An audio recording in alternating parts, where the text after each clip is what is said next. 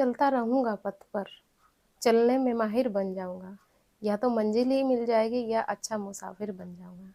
Hello everyone, कैसे हैं आप सब? एक बार से आपका स्वागत है मेरे इस चैनल पर, होप मत छोड़िए। और आज हम बात करेंगे, समस्या है तो उसका समाधान भी है। इस टॉपिक पर आज हम बात करने वाले हैं। बहुत सारी महिलाओं की ये समस्या है, ये नहीं बहुत सारी समस्या है, और वो कहती हैं कि मेरे पास पढ़ने का टाइम नहीं है। या तो उनके बच्चे छोटे हैं, या उनकी जॉइंट फैमिली है, या उनका पति साथ नहीं दे रहा, या घर में इतना काम है कि उनको पढ़ने की टाइम ही नहीं मिलता है, या फिर वो सुबह नहीं उठ पाती क्योंकि पूरा दिन थक जाती हैं। तो ये सारी समस्याएं हैं, और मैं आपसे ये कहती हूँ कि ये समस्याएं आज सभी महिलाओं के साथ हैं। लेकिन जिन्होंने इन सभी समस्याओं के साथ लड़कर आगे बढ़ी हैं और अपनी मंजिल पाई है, तो आप उनके बारे में सोचिए। समस्याएं तो लगी रहेंगी, हमेशा लगी रहेंगी, और जब आपने मन में ठान लिया है आगे बढ़ने का कि अब कुछ भी हो, मुझे एक नौकरी लेनी है या फिर अपनी मंजिल तक पहुंचना है, आपकी जो भी मन इच्छा है, या तो आप अपनी पढ़ाई को पूरा करना चाहती हैं, या फिर कुछ हासिल करना चाहती हैं, या फिर सरकारी जॉब लेना चाहती हैं, आपको फाइनेंशियली इंडिपेंडेंट बनना है, ये सारी बातें हैं। और फिर आपके सामने समस्याएं भी हैं, तो इन समस्याओं को आपको इग्नोर करना है। इन समस्याओं के बारे में आपको सोचना ही नहीं है, क्योंकि अगर आप इन्हीं में उलझी रहेंगी तो फिर आप प्रोग्रेस नहीं कर पाएंगी, वहीं रुकी रह जाएंगी। तो इन सारी बातों को आप पीछे छोड़ दीजिए, और एक अच्छे तरीके से, अगर आपको लगता है कि मैं सुबह नहीं उठ पा रही हूँ, तो सबसे पहले उसी पर काम करिए कि सुबह कैसे उठा जाएगा। अपना एक टाइम टेबल बना लीजिए, अलार्म लगाइए। सुबह आपको 4 बजे उठना है, 5 बजे उठना है, और आप उठ नहीं पा रही है, आप ऐसे अपनी हैबिट बनाइए। एक दिन उठिए, फिर दूसरे दिन, तीसरे दिन, एक हफ्ता तक आप ऐसे सुबह उठेंगी मॉर्निंग में, तो अपने से ही आपको फिर हैबिट बन जाएगी। और जब हैबिट बन जाएगी तो आपको बिल्कुल भी ये महसूस नहीं होगा कि हाँ, मुझसे नहीं उठा जा रहा है। आप अपने से ही सुबह उठना शुरू कर देंगी।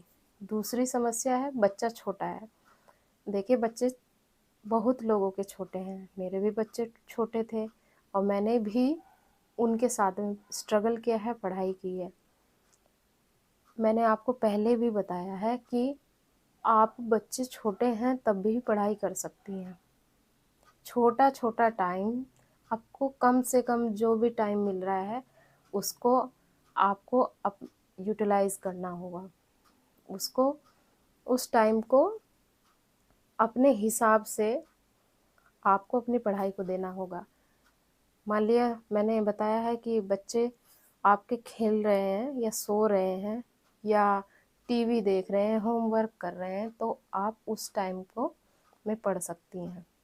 और एक बार आप पढ़ना तो शुरू करिए, तो पढ़ना शुरू करेंगे, भले ही आपको कम टाइम मिल रहा है, धीरे धीरे धीरे धीरे करते करते जब आपकी हैबिट हो जाएगी, तो फिर आप ये जो टाइम है अब खुद से खुद ही बढ़ता चलेगा जाएगा। लेकिन इसके लिए आपको कंटिन्यूअसली प्रयास करते रहना पड़ेगा। ये नहीं कि आज मुझे टाइम नहीं मिला है, आज छोड़ देते हैं, चलिए कल से शुरू कर लेंगे, कल गेस्ट आ गए हैं घर में। भले ही आप 20 मिनट, आधा घंटा दे रही हैं, लेकिन डेली पढ़ने की अपनी आदत बनाइए, और फिर देखिए, और धीरे धीरे ऐसे ही अपना टाइम बढ़ाते बढ़ाते बढ़ाते बढ़ाते आपको एक हैबिट बन जाएगी पढ़ने की। और पढ़ने की जब हैबिट आपकी बढ़ जाएगी और बन जाएगी, तो फिर कुछ मुश्किल नहीं है।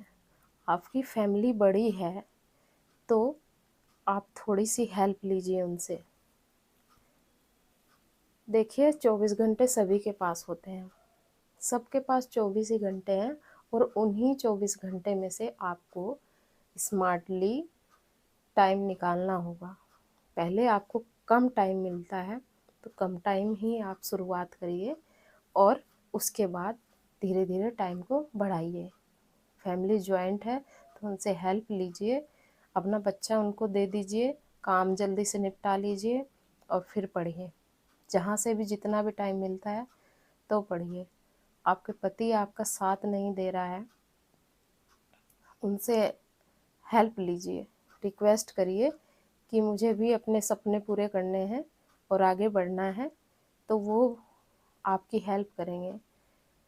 इस तरह से करते करते आप अपने मुकाम तक पहुंच पाएंगे। लेकिन अगर ऐसे हार मान जाएंगी कि मैं नहीं कर पाऊंगी, मेरे पास तो टाइम ही नहीं है, हमेशा टाइम का रोना रोते रहेंगे, तो नहीं हो पाएगा।